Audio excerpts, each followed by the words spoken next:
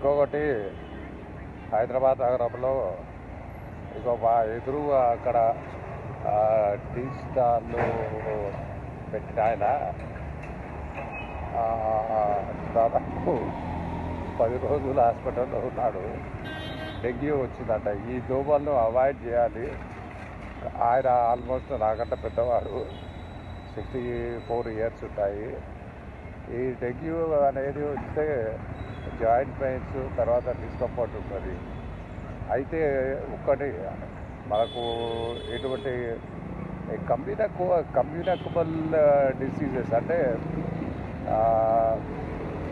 ఈ వాటర్ వల్ల కానీ ఈ దోమల వల్ల కానీ వచ్చే ఏవైతే వ్యాధులు ఉన్నాయో దానివల్ల చాలా ఇబ్బంది ఉంటుంది. మలేరియా కూడా ఉన్నట్టు ఉంది కొద్దిగా. కాబట్టి ఎస్పెషల్లీ హైదరాబాద్ ఇప్పుడు వర్షాలు పడుతున్నాయి కాబట్టి మనం చాలా జాగ్రత్తగా ఉంటే మంచిది.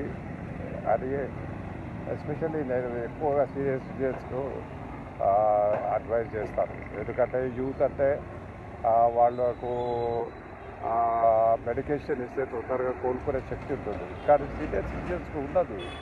అంటే 60 పైన వాళ్ళు ప్లస్ 50+ ఉన్న వాళ్ళకు కూడా. ఎందుకంటే ఈ మధ్య ఈ షుగరు, బీపీలు కామన్ అయిపోయాయి. కాబట్టి నాకు ఒక్కటే ఏంటంటే హైదరాబాద్ ఆరోగ్య భాగ్యనగరం కావాలి. అయితే మనకు మంచి కార్పొరేట్ హాస్పిటల్స్ ఉన్నాయి, మెడికల్ ట్రీట్మెంట్ బాగానే ఉంది ఇక్కడ.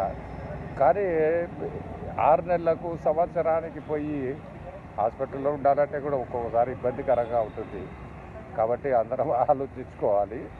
జై హింద్, జై భారత్.